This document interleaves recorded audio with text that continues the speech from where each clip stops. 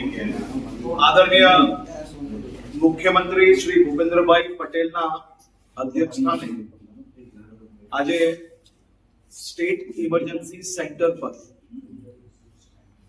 રાજ્યના તમામ વિભાગો, સરહદી જિલ્લાઓ,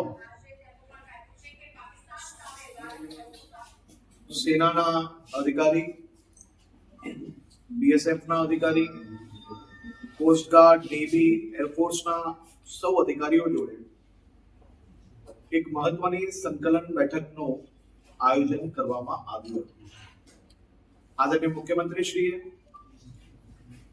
સૌ ફોર્સિસના અધિકારીઓને રાજ્યના સૌ નાગરિકો વતી અભિનંદન અને આભાર વ્યક્ત કર્યો અને સાથે સાથે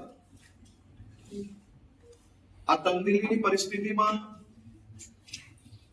ફોર્સિસને રાજ્ય સરકાર થકી જે કંઈ કામગીરી કરવાની હોય છે તેમાં કોઈ બી પ્રકારની કોઈ કમી ના રહે તે માટે મુખ્યમંત્રીશ્રીએ આજે બધા જ વિભાગો જોડે આખું આકલન બી લીધું અને સાથે સાથે સૌ ફોર્સિસને સંકલન દરમિયાન નાની મોટી કોઈ બી તકલીફ હોય, જે સિવિલિયન્સ તરફથી મદદની જરૂર હોય, આ બધી જ વાતોની ચર્ચા આ બેઠકની અંદર કરવામાં આવી છે. ખાસ કરીને ગુજરાતના આ સરહદી જિલ્લાઓમાં ડિસ્ટ્રિક્ટ એડમિનિસ્ટ્રેશને ખૂબ સારી રીતે પૂર્વ તૈયારીઓ આપણે કહી શકીએ તેમ કરી છે અને સિવિલિયન્સ કોઈ બી પ્રકારે કોઈ બી અફવાઓથી ડરવાની જરૂર નથી.